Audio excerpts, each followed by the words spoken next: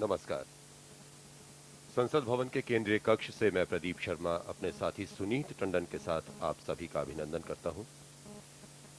लोकसभा के प्रत्येक सामान्य निर्वाचन के बाद प्रथम सत्र में राष्ट्रपति महोदय सदस्य द्वारा शपथ लिए जाने या प्रतिज्ञान किए जाने और अध्यक्ष का निर्वाचन हो जाने के पश्चात एक साथ समवेत संसद के सदनों के समक्ष अभिभाषण देते हैं।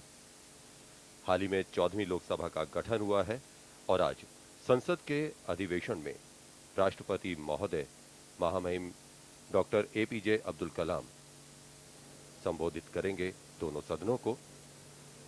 सुनीत, जो हमारा लोकतंत्र है उसका एक बहुत ही पुनीत अवसर माना जाता है।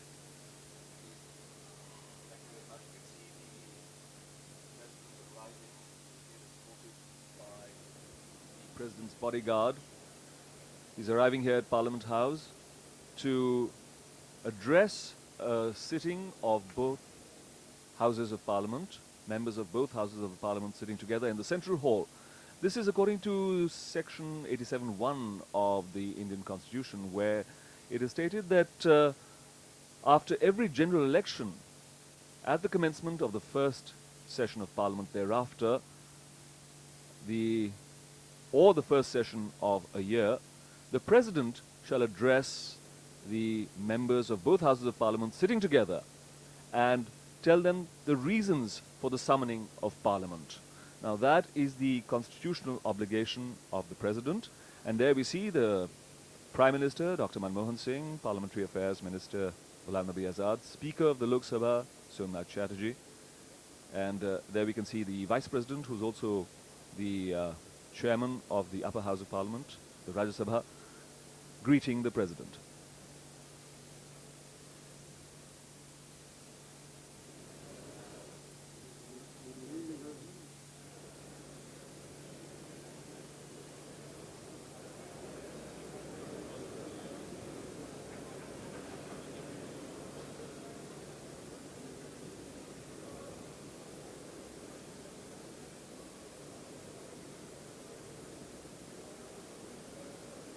Salute to the President, and the President flanked by the Vice President and the Prime Minister and the Speaker of the Lok Sabha will now go in formal procession into the Central Hall of Parliament, where you can see members of both houses, the Lok Sabha and the Rajya Sabha, are assembled to hear the President address them.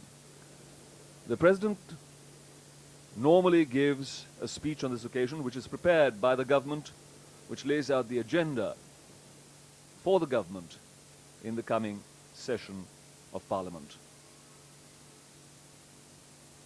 This is the red carpet on which the procession will proceed,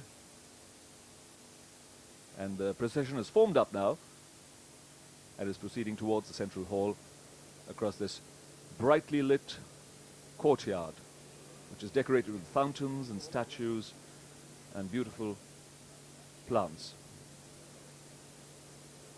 Now we see the President. He's preceded by the Speaker of the Lok Sabha and the Vice President, and is followed by the Prime Minister and the Parliamentary Affairs Minister.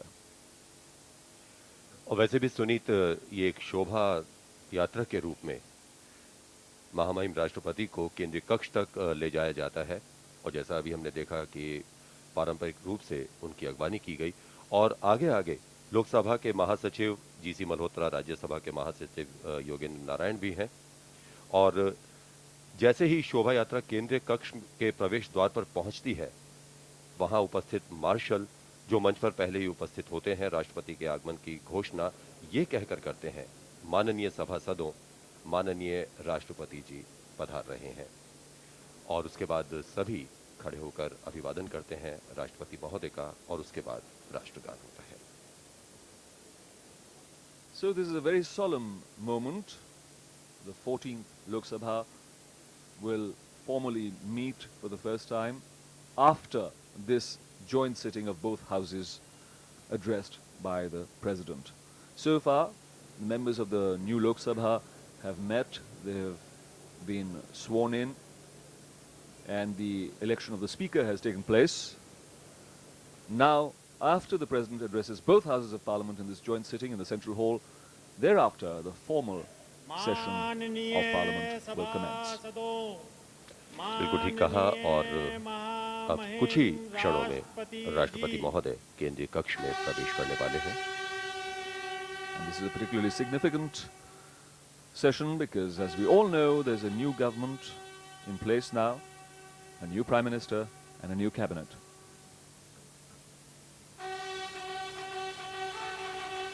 The President enters the Central Hall of Parliament.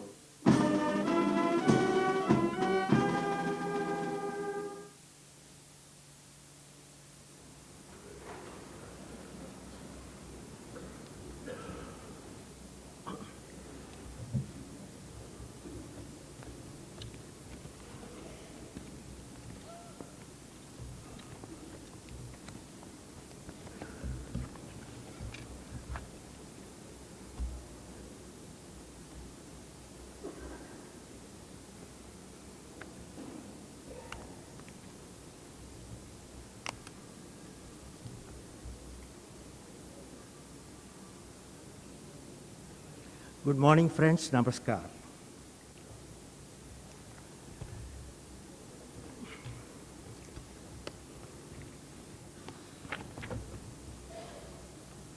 First 2 minutes, I'm sharing with you what happened today morning. Today morning, while I was on my regular walk, a few verses on the vision of my country came to my mind. I thought of sharing with you those verses in my mother tongue and also followed by English. The name of the poem, poetic verses, his name is Lecce Sigaram. நான் ஏறிக்கொண்டே இருக்கிறேன், எங்கு இருக்கிறது லட்சிய சிகரம் இறைவா? நான் தோண்டிக்கொண்டே இருக்கிறேன், எங்கு இருக்கிறது அறிவு புதையல் என் இறைவா? நான் பெருங்கடலில் நீந்திக் கொண்டே இருக்கிறேன், எங்கு இருக்கிறது அமைதித்தீவு என் இறைவா? இறைவா, 100 கோடி மக்கள் லட்சிய சிகரத்தையும் அறிவு புதையலையும் இன்ப அமைதியையும் உழைத்தடைய அருள்வாயாக.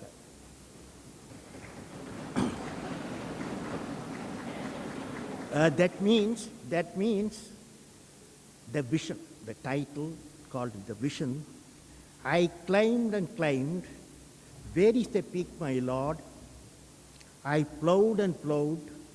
Where is the knowledge treasure, my Lord? I sailed and sailed. Where is the island of peace, my Lord? Almighty, bless my nation with vision, sweat resulting into happiness. Now, I am taking the address to the Parliament on my government's policies, programs, and the action proposed. Honorable members, I am delighted to address the first session of both houses of Parliament after the election of the 14th Lok Sabha. My greetings to all the members, particularly to the newly elected members of the Lok Sabha. You had all worked during the last 3 months in the scorching heat of the summer, had many sleepless nights, traveled hundreds and thousands of kilometers, met thousands of voters, and explained how you will shape the future of the people and the country. On your successful election to this august body, I congratulate you all.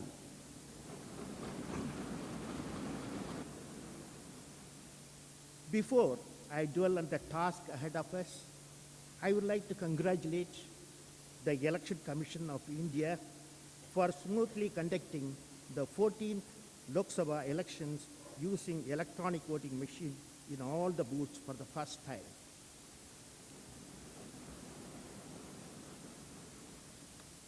The first general election of this millennium reflects the firm conviction of our people in the democratic process of change.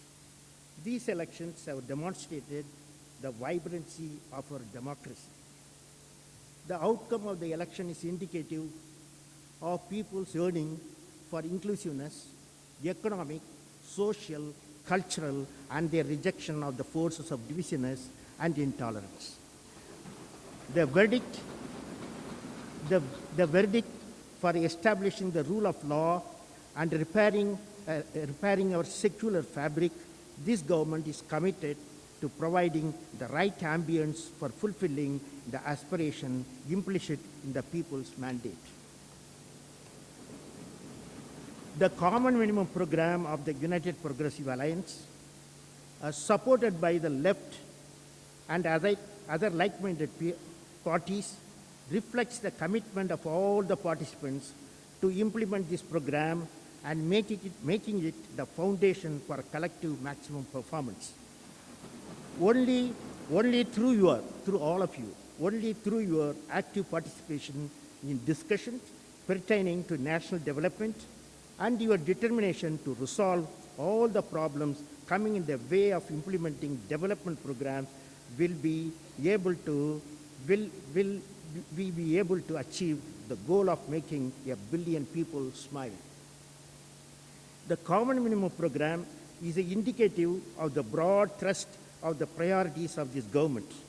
It will be the sincere effort of the government to implement the program during the next 5 years. However, the precise content and the phasing of the program will depend on both the availability of the resources and the pace of improvement of the absorptive capacity of various sectors. Our efforts will be to move forward on the twin roads of efficiency and equity while maintaining a high degree of fiscal and financial discipline. My government will need to devise imaginative measures to ensure that our macroeconomic policies balance appropriately the concerns for rapid growth, stability, and social equity. My government is committed to preserving, protecting, and promoting secular values and enforcing the law without fear or favor to deal with all obscurantists and fundamentalist elements that seek to disturb social amenity and peace. We will ensure that the economy maintains a growth rate of 7 to 8% per year for a sustained period and in a manner that generates employment and provides assured livelihood for each family. While doing so, my government will focus on improving income and welfare of the farmers, farm labor, and workers, empowering women, and providing equality of opportunity for people belonging to the scheduled castes, scheduled tribes, OBCs, and religious minorities. My government will carry forward the process of social and economic development so that 21st century becomes India's century. This calls for speeding up economic reforms that ushered the country into an era of rapid economic growth. Further reforms will be carried out in agriculture, industry, and services. The reforms will have a human face and will ensure that the benefits flowing from such reforms reach the urban poor and rural areas where the vast majority of population lives. The government stands committed to accelerating the pace of rural development through grassroots democracy in consonance with the letter and spirit of the constitutional provision in this regard. Our country has approximately 2.3 lakh village panchayats and panchayat raj institutions at intermediate and district levels. These will be empowered through effective devolution of functionaries and finances to emerge as true institutions of participative democracy. The Gram Sabha will be empowered to emerge as the foundation of Panchayat Raj system.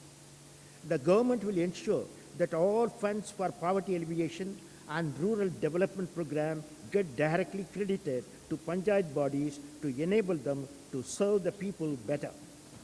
Appropriate guidelines will be prepared for effective utilization of such funds. A substantial portion of the government's investment will be channelized to the villages and the special emphasis on improving basic infrastructure such as road, power, drinking water in rural areas, connectivity of village complexes for providing economic opportunities to all segments of people will get special emphasis to bridge the rural-urban divide. Let us not have a mindset that poorer quality of rural infrastructure or poor products would suffice for the rural consumption. The public investment in agriculture will be stepped up significantly with focus on the background and poor regions so as to substantially boost farmers' income. The government will ensure that the flow of agricultural credit is significantly stepped up and the coverage of small and marginal farmers by institutional lending expands substantially. The entire rural credit system will be restored to health. Government is sensitive to a debt burden of farmers and will take suitable steps in this regard. Farm insurance schemes will be made more responsive to the needs of farmers. The government will actively encourage investments in agro-processing industries to reduce wastage and encourage value addition befitting farmers.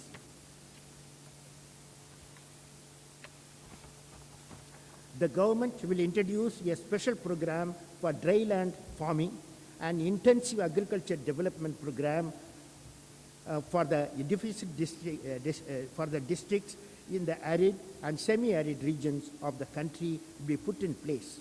Watershed development projects will be promoted on a large scale, and wasteland development program lying dormant these past few years will be revived. My government will ensure that farmers will over the country receive fair and remunerative prices, and the government agencies entrusted with the responsibility for the procurement and marketing pay special attention to the farmers in poor and backward states and districts. Our negotiation in the World Trade Organization will be such as to fully protect the interest and livelihood of our large farming community, which is the backbone of our country. The government will ensure proper implementation of the minimum wage laws, farm labor, effective measures will be taken to protect the interest of all agriculture workers. The process of land reforms will be speeded up and efforts to distribute surplus productive land to the landless will be redoubled. The government will accelerate the development and use of country's irrigation potential, starting with peninsular rivers. The environmental, ecological, and techno-economic feasibility of linking the rivers of the country will be carefully examined. Steps will be taken to ensure that long-pending interstate disputes of rivers and water sharing, like the Kaveri water dispute, are settled amicably, keeping in view the interest of all parties to the dispute. All ongoing irrigation projects will be completed in time-bound manner. The government is concerned that a significant portion of our population does not have access to safe drinking water. My government will work with the state governments to draw up innovative schemes, including harvesting rainwater and desilting existing ponds. Effective measures will be taken to put an end to the acute shortage of drinking water in drought-prone areas and the cities like Chennai, including through setting up desalination plants wherever found viable. Special problems of habitation in hilly terrain will be addressed immediately. The government is painfully aware of the shrinking employment opportunities for the youth. The government will adapt policies to expand employment opportunities by creating a climate conducive to the investment in the organized sector, along with vastly expanding credit facilities for small-scale industry and self-employment. The service sector will be given all support to realize its true employment potential. Now, new jobs will be also created in other areas like village industries, textiles, handicrafts, horticulture, aquaculture, forestry, dairying, and agro-processing, so as to benefit the rural and urban youth. With a view of providing guaranteed employment for 100 days in a year, at least one able-bodied person to each rural household, a National Employment Guarantee Act will be legislated soon and implemented in a phased manner. To enhance the employability of our youth, systematic efforts will be made to appropriately vocalize secondary education and establish at least one industrial training institute in each development block of the country through creative public-private partnership. The women and children, particularly those belonging to poor households, are the most vulnerable groups of our society that need special attention. Government will earmark at least 1/3 of all funds flowing into panchayats for programs relating to the development of women and children. Village women and their association will be encouraged to assume responsibility for all development schemes relating to the drinking water, sanitation, and primary education, health, and the nutrition. There will be a major expansion in schemes for microfinance based on self-help groups, particularly in the backward and ecologically sensitive regions. The government will take the lead to introduce legislation for 1/3 reservation for women in Vidhan Sabha and the Lok Sabha. Legislation on domestic violence against gender discrimination will be enacted. Complete legal equality for women in all spheres will be made a practical reality. It's a matter of concern that even today, over a third of babies born in India are underweight, reflecting acute malnourishment, particularly in the girl child. Nutrition program will be expanded on a significant scale with special focus on the girl child. A national cooked nutritious midday meal scheme funded mainly by the central government will be introduced in a phased manner in primary and secondary schools. The government will progressively universalize the integrated child development services scheme. The state has an important role to play in providing requisite support to the disabled so that they do not left out of mainstream.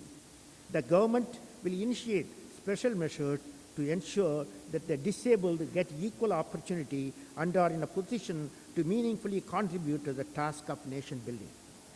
Trade and industry will be sensitized to the social obligation in this respect. Our senior citizens also deserve special care. The government will consider their problems and initiate measures that will make their lives more comfortable in their old age. Health is an essential element in the development process and crucial input for improving the quality of life. The government will increase public spending on health to at least 2 to 3% of GDP over next 5 years, with a focus on primary health care. Universal immunization program will be effectively implemented throughout the country to eliminate avoidable child diseases. The government will step up public investment in programs to control communicable diseases.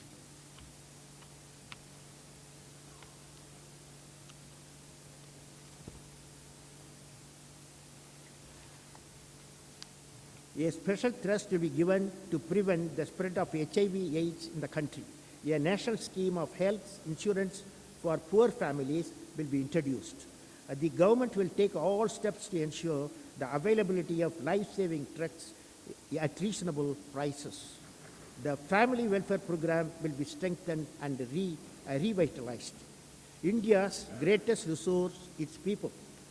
The full potential of our human resources has yet to be effectively utilized. High priority will be therefore accorded to education. The government will aim at increasing public spending on education so as to ultimately reach at least 6% of the GDP with half the amount earmarked for primary and secondary education. A cess will be proposed as on all central taxes to finance the commitment to universalize access to quality basic education. A national commission on education will be set up to associate resources and monitor programs. My government is aware of the systematic erosion of autonomy of our institutions of repute in recent years. My government will ensure that all institutions of higher learning and professional education get back the autonomy that they enjoyed earlier. At the same time, the government will ensure that nobody is denied professional education because he or she is poor. Apart from increasing the supply of loan scholarships and refinance through banks, the government will put in place institutional mechanism to provide loans at affordable rates to those who cannot afford the cost of college, university education in science, engineering, medicine, and management studies. Academic excellence and professional competence will be the sole criteria for all opportunities to bodies such as the Indian Council for Historical Research, Indian Council for Social Science Research, University Grants Commission, National Council for Educational Research and Training, etc. Steps will be taken to remove the communalization of the school syllabus that has taken place in recent years. In a matter of serious concern that the forces of communalism have been able to vitiate the atmosphere in the country, leading to outbreak of riots, the most gruesome phase of which was witnessed recently in Gujarat. My government is determined to combat such forces. The government will adapt all possible measures to promote and maintain communal peace and harmony so that minorities feel completely secure. My government will enact a model law to deal with the communal violence and encourage states to adapt it. The government will examine the question of providing constitutional status to the minority commissions, and all will strive for recognition of and promotion of Urdu language under Article 345, 347 of the Constitution. On Ayodhya issue, my government will await the verdict of the courts while encouraging negotiation between the parties to dispute for an amicable settlement, which in turn must receive legal sanction. The government is also committed to implementing Protection of Places of Worship Act 1992. Steps will be taken to establish a commission to look into issues relating to direct affiliation of minority professional institutions with central universities. Measures will also be taken to spread modern and technical education among the minority communities. A national commission will be established to make recommendations on how best to enhance the welfare of socially, economically backward sections among religious and linguistic minorities, including through reservation in education and employment. The government is sensitive to the issue of affirmative action, including reservation in the private sector, and it is committed to foster socio-economic and educational development of scheduled castes, scheduled tribes. My government will initiate dialogue with the political parties, industry, and other bodies on how best the private sector can fulfill the aspiration of scheduled castes and scheduled tribes. Reservation quotas and in government, including those relating to promotions, will fulfill in time-bound manner to codify all policies on reservation. Appropriate legislation will be enacted.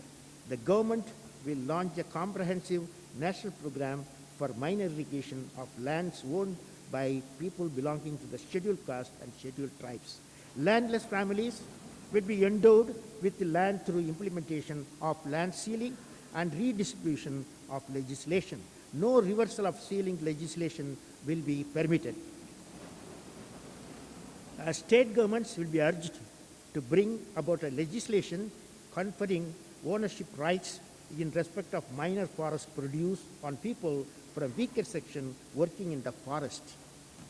Eviction of tribal communities and other forest-dwelling communities from forest areas will be stopped.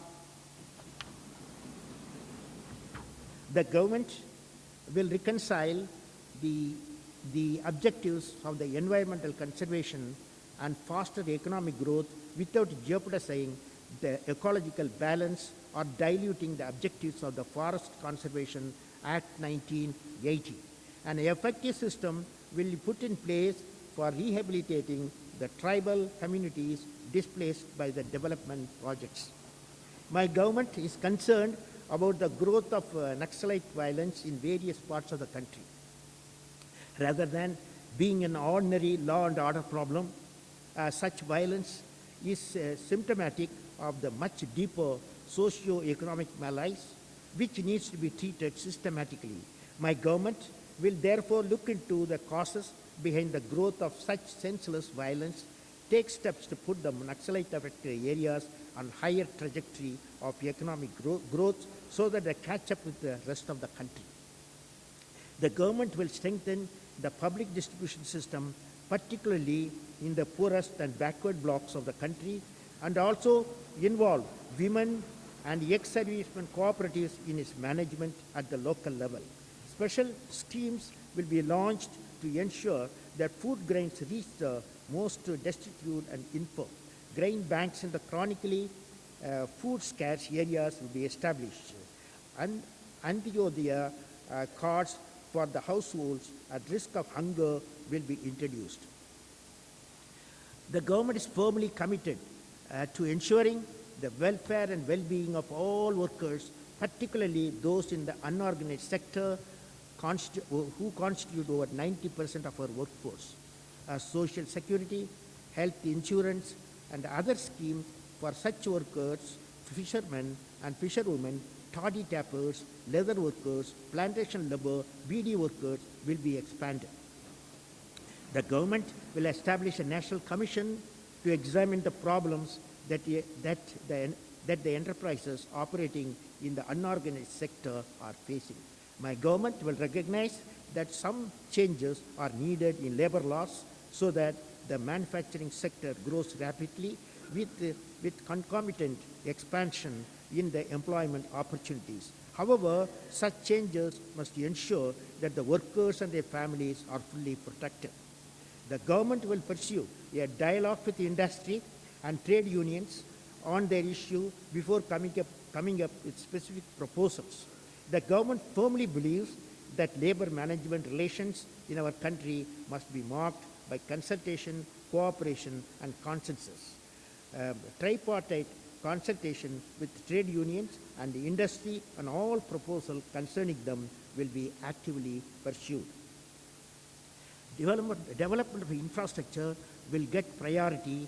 Public-private partnership will be encouraged for the expansion of physical infrastructure such as roads, ports, airports, power, railways, water supply, and sanitation.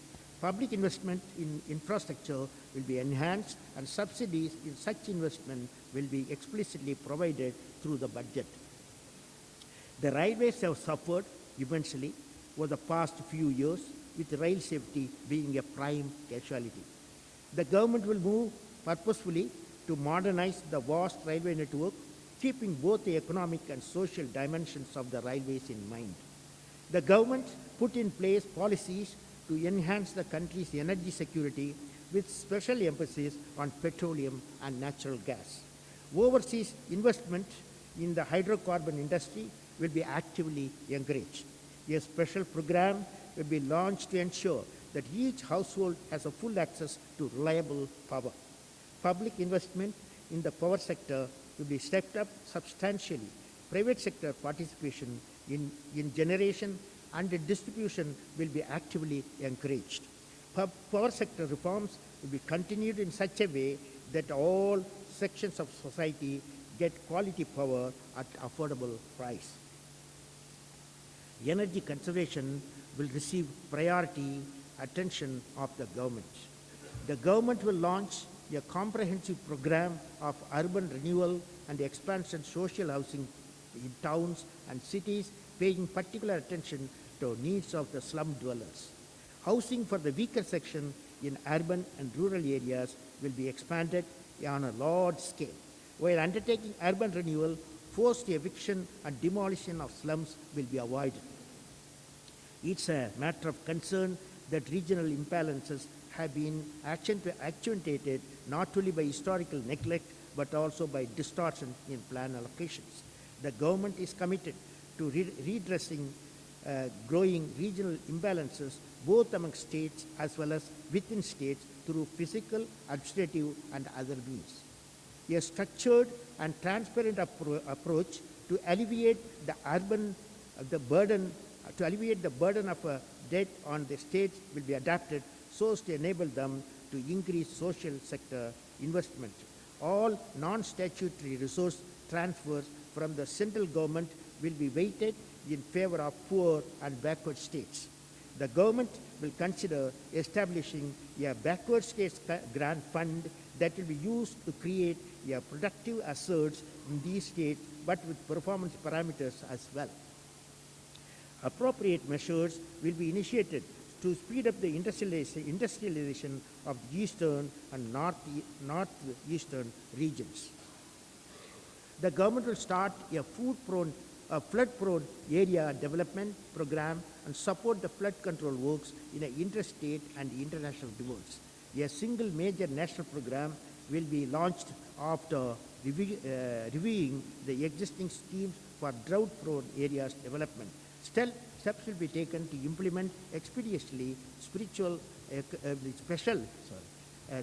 economic packages announced in the past for different regions of states. The Sarkaria Commission had last looked at the issue of center-state relations over the 2 decades ago. The government will set up a new commission for this purpose, keeping in view the sea changes that have taken place in the polity and the economy of India since then. The National Development Council will be made a more effective instrument of cooperative federalism. The Interstate Council will also be activated. The government will consider the demand for the formation of Telangana state at an appropriate time for due consultation.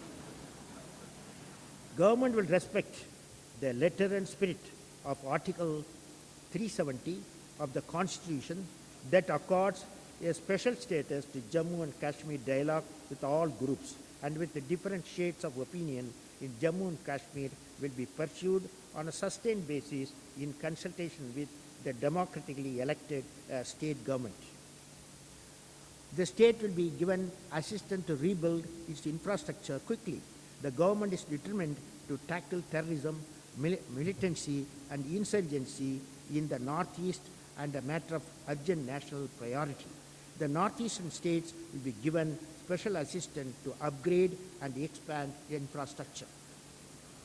The government will set up a committee to examine the question of declaring of all languages included in the 8th schedule of the Constitution as official language. Tamil will be declared as a classical language. Our rich cultural heritage is a matter of national pride and the foundation of our unity in diversity. The government will actively strive to preserve our national heritage in all its manifestations.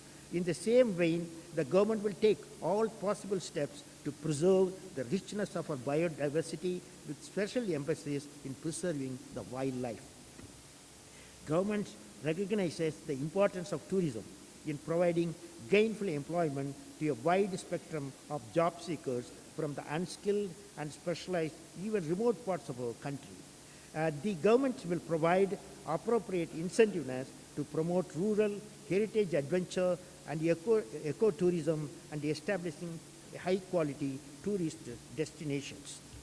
The potential of our film industry with its universal appeal will be realized through suitable policy initiatives.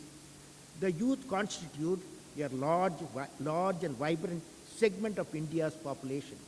Their energy, zeal, and motivation will be harnessed through a special program to enable them to realize their potential and achieve their ambition in all activities ranging from economic and social spheres to the arts and sports.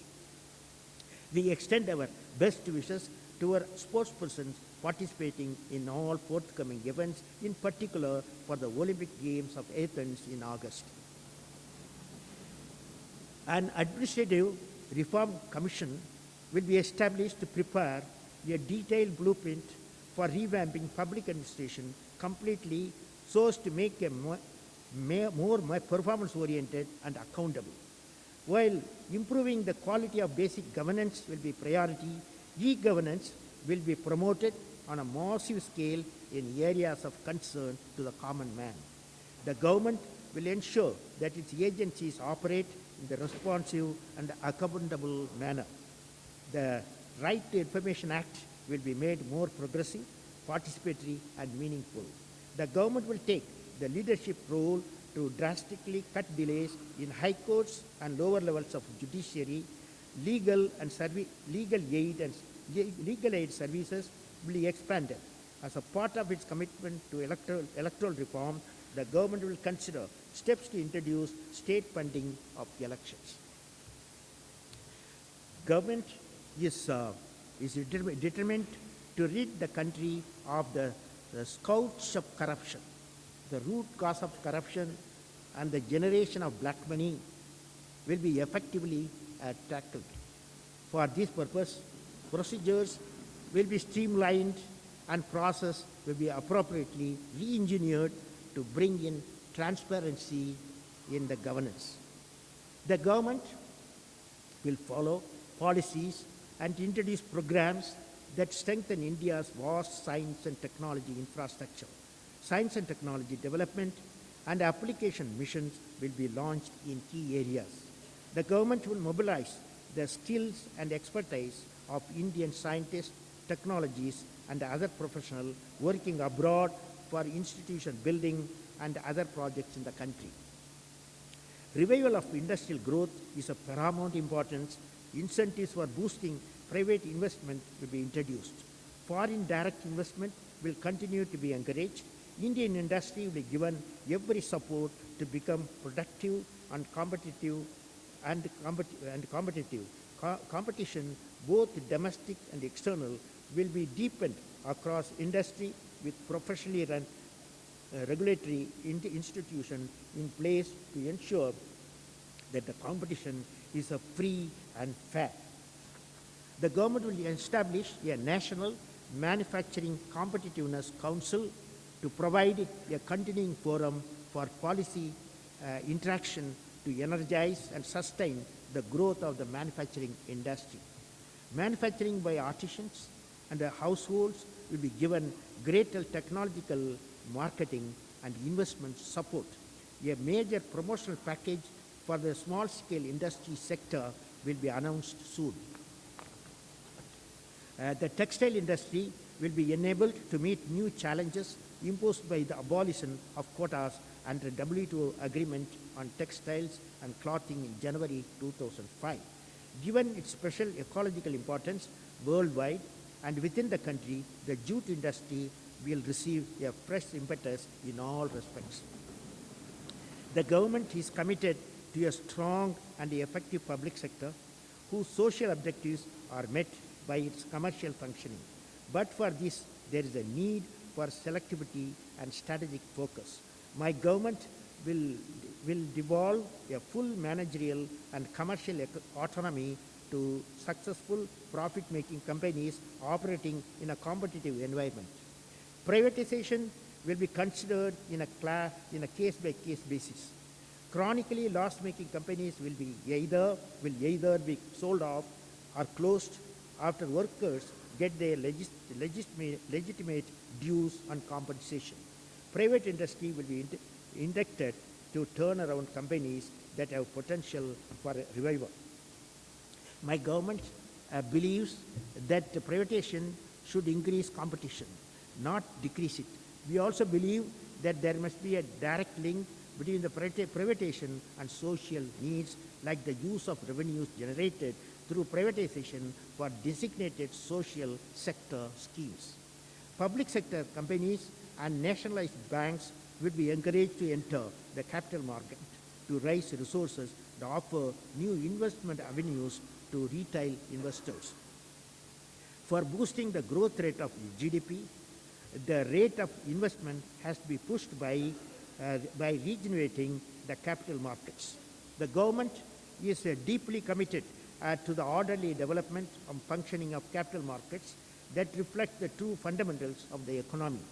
Financial markets will be deepened.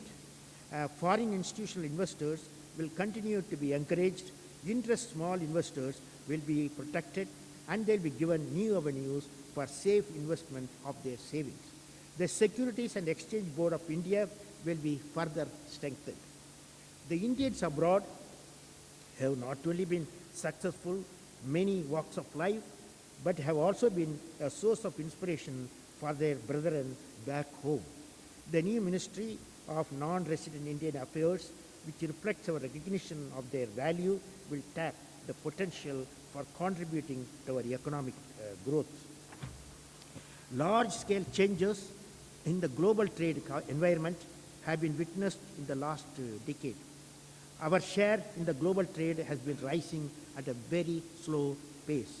The government will provide an atmosphere conducive to rapid growth of our exports. For this purpose, procedures will be further simplified, tariffs will be appropriately harmonized, and efforts will be made to strengthen infrastructure and to reduce transaction costs.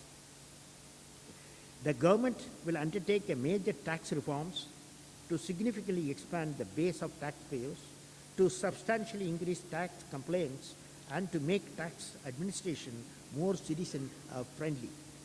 Tax rates will be stable and conducive to growth, compliance, and investment. Value-added tax will be introduced in close cooperation and consultation with trade and industry.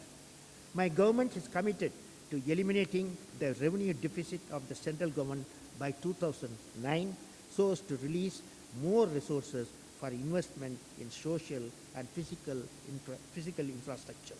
Subsidies will be targeted sharply at the poor and the needy. A detailed roadmap will be prepared for the purpose. The government will take effective steps and strong measures to control the price hike of essential commodities. Provision to deal with speculators, hoarders, and black marketeers under the Essential Commodities Act will not be diluted anyway. We are proud of our armed forces. They have risen to the occasion whenever called upon to defend the territorial integrity of our country and assist the civil authorities in maintaining law and order and organizing relief and rescue measures. My government will eliminate all delays that hamper the modernization of our armed forces and ensure that the funds earmarked for modernization are utilized fully for the purpose for which they are meant. The welfare of ex-servicemen will get priority and they'll be involved in crucial nation-building tasks. My government is concerned about the misuse of quota in the recent past. While there can be no compromise on the fight, there will be no compromise on the fight against terrorism. The government is of view that the existing laws would adequately handle the menace of terrorism. The government therefore proposes to repeal quota. The government will give the highest priority to building closer political and economic and other ties with its neighbors in South Asia and strengthening the SAARC. Particular attention will be paid to regional projects relating to water resources, power, and ecological conservation. Dialogue with Pakistan on all outstanding issues will be pursued on a sustained basis within the framework of the Shimla Agreement and on the subsequent agreements between the two governments, including the joint statement of January 6, 2004.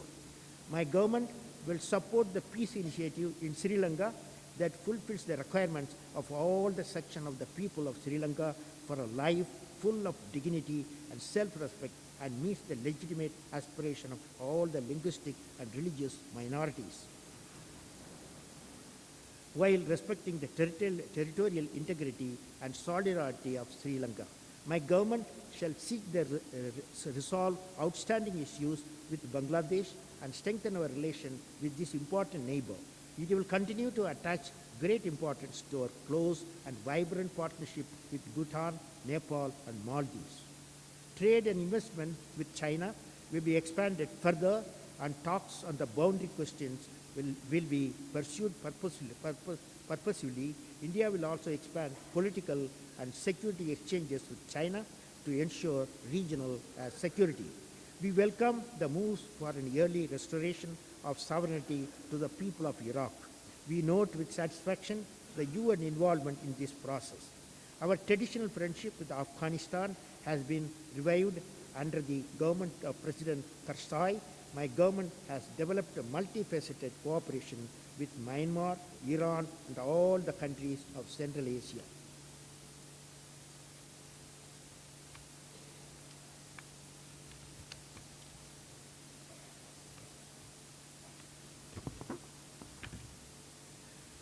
India attaches high importance to its relations with the United States of America. We will pursue a closer strategic and economic engagement with USA and European Union and Japan. The Russian Federation remains an important entity in India's foreign policy orientation, given the long-standing and multi-dimensional convergence of interest and the resultant strategic partnership between India and Russia. The relationship with the ASEAN collectively and with the countries of region individually will be intensified.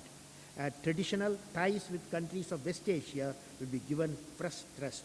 My government will continue to fully support the legitimate aspiration of the Palestinian people. Our relation with Israel, which have developed on the basis of mutually beneficial cooperation, are important, but this in no way dilutes our principal support for the legitimate aspiration of our Palestinian people. India will pursue an independent foreign policy on all regional and global issues, keeping in view our interests. We have to reorient the role of non-aligned in the post-Cold War globalizing world. My government is committed to fostering multipolarity in the world of political and the economic system. Democracy has been described by someone as a periodic redistribution of power. The people of India have spoken loud and clear The mandate they have given to my government is to treat the power as a sacred societal trust to be used for the good of the society, paying particular attention to the pressing needs of farmers and other downtrodden sections. Our government will stay faithful to this vision. The government will work sincerely to build a national consensus for strengthening the secular and pluralistic foundation of our polity and accelerate the process of social and economic development. Our people possess a vast pool of creative energies. They are eagerly waiting for the improvement in processes of governance for fuller utilization of these energies for the task of nation building. All of us here an obligation to make the 21st century as India's century. India is destined to emerge as a major powerhouse of the evolving global economy and in the process also get rid of the chronic poverty, ignorance and disease which still affect the large section of our society. Your duty as representatives of the people is to canalize the tremendous upsurge among our people to build a new India free from fear of want and exploitation. It is my earnest hope and wish that your deliberation will be marked by maturity. Your deliberation will be marked by maturity and wisdom and guided by patriotic and selfless devotion to the cause of the nation. I wish you all success in your endeavors. May God bless you. Jai Hind.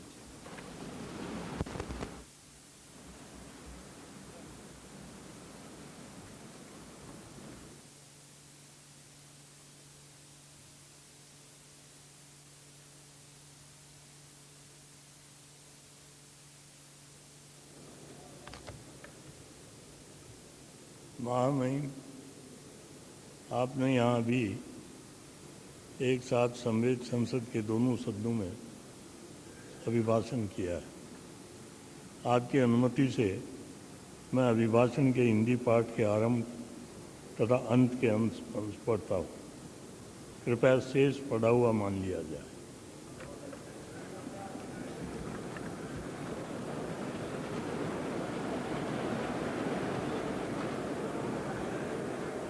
माननीय सदस्यगण, 14वीं लोकसभा के चुनावों के पश्चात संसद के दोनों सदनों के प्रथम सत्र को संबोधित करते हुए मुझे अत्यंत प्रसन्नता हो रही है। सभी सदस्यों, विशेषकर लोकसभा के नवनिर्वाचित सदस्यों का मैं अभिनंदन करता हूं। पिछले 3 महीनों के दौरान आप सभी ने ग्रीष्म ऋतु की झुलसा देने वाली गर्मी में काम किया। कई रात सोए भी नहीं। सैकड़ों हजारों किलोमीटर की यात्रा की। हजारों मतदाताओं से मिले और उन्होंने बताया कि किस प्रकार आप लोग देश के भविष्य को संवारेंगे। इस गरिमामय संस्था के लिए आपके सफल निर्वाचन पर मैं आप सभी को बधाई देता हूं। एक व्यक्ति के अनुसार समय समय पर सत्ता का पुनर्वितरण ही लोकतंत्र है। भारत की जनता ने खुलकर अपनी मंशा जता दी है। उसने मेरी सरकार को जो जनादेश दिया है वह है सत्ता को एक पवित्र सामाजिक न्यास के रूप में मानना, जिसका उपयोग हमारे किसानों और अन्य दलित वर्गों के अनिवार्य ज़रूरतों को विशेष ध्यान रखते हुए समाज की भलाई के लिए किया जाए। हमारी सरकार इस दर्शन को निष्ठापूर्वक अपनाएगी। सरकार हमारी राजनीति की धर्मनिरपेक्ष और बहुलवादी नींव को सुदृढ़ करने और सामाजिक एवं आर्थिक विकास की प्रक्रिया में तेजी लाने पर आम सहमति बनाने के लिए ईमानदारी से कार्य करेगी। हमारी जनता में सृजनात्मक शक्ति का अपार भंडार है। उन्हें शासन पद्धति में सुधार की उत्सुकता से प्रतीक्षा है, जिससे कि राष्ट्र निर्माण में के कार्य इस ऊर्जा का पूर्ण उपयोग किया जा सके। 21वीं सदी को भारत की सदी बनाने का दायित्व हम सब पर है। ये अवश्यंभावी है कि भारत उदीयमान और विश्व अर्थव्यवस्था की एक प्रमुख शक्ति बनकर उभरेगा और इस प्रक्रिया में हमारे समाज के बड़े भाग को अभी भी प्रभावित करने वाली अत्यधिक गरीबी, अज्ञानता और बीमारी से छुटकारा मिल सकेगा। जनता के प्रतिनिधियों के रूप में मैं आपका ये दायित्व है कि हमारी जनता के उस उमड़ते आवेग को सही दिशा दें, जिससे कि अभाव और शोषण के भय से मुक्त एक नए भारत का निर्माण हो सके। ये मेरी हार्दिक आशा और इच्छा है कि देश हित में आपके विचार विमर्श में परिपक्वता और बुद्धिमत्ता की अभिव्यक्ति होगी और देश भक्तिपूर्ण और निस्वार्थ भावना से प्रेरित करेगा। मैं आपके प्रयासों की सफलता की कामना करता हूँ। जय हिंद।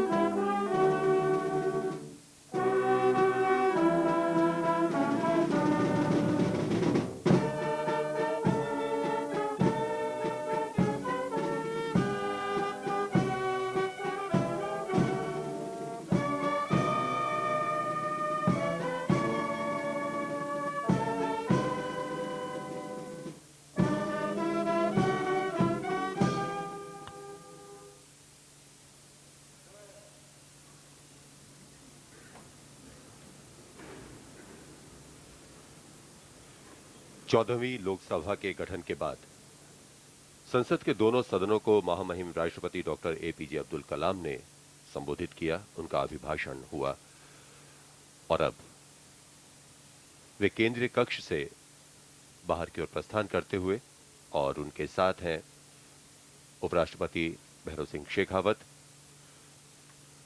लोकसभा अध्यक्ष सोमनाथ चटर्जी और जबकि दोनों अंगरक्षक जो सामने हैं उनके पीछे लोकसभा के महासचिव जी.सी. मल्होत्रा, राज्यसभा के महासचिव योगेंद्र नारायण, प्रधानमंत्री डॉक्टर मनमोहन सिंह, संसदीय कार्य मंत्री गुलाम नबी आजाद पारंपरिक रूप से महामहिम राष्ट्रपति को केंद्रीय कक्ष से अब पश्चिमोत्तर द्वार की तरफ ले जाते हुए और ये जानकारी देते हुए कि संसद के दोनों सदनों को महामहिम राष्ट्रपति ने आज संबोधित किया, उनका अभिभाषण हुआ। मैं प्रदीप शर्मा अपने साथी सुनीत टंडन के साथ आपको दूरदर्शन स्टूडियोज वापस लिए चलता हूं।